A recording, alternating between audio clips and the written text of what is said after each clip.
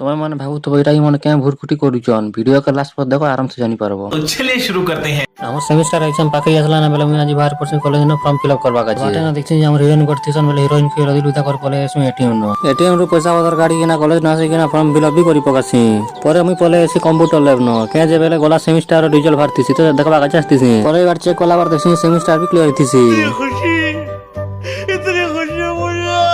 अरे बाटे रंजन बाबा के भांजी कॉल करी के ना बोली आसबा का कोथिसन हेले बाबा भारी पसंद भांजी बाका जीवा का जे हेले आमे हेले कम टाके जनता बाहर सनंता से मन के हाथ गोड़ के भांजी गुंदा कर हमें थे पकासु मेरे साथ अन्याय हुआ ई बाटे प्रकाश साहब तो सीधा सीधा वार्निंग दी पकासन कि जे साथ देले से मन के गेड़ा गेड़ा घसरे पकाई गोली परे रंजन बाबा रिएक्शन किछि एंता ही पकासी ऐसे तो नहीं होता है। मका घरन कॉल आसी कि जल्दी आज पटना आरटी के जीवार अछि बेला कमी हनुमान गेर लगे कर भारी परसिन घर के जीवा का जी घरे जनता पहुंचली एंता सार कर चेंज कर दी कर मर्द आर्मी भारी परसिन जे पटना जीवा का जी आर हां कमेंट नटी कहबो तो के घर पता मन मानसो जे।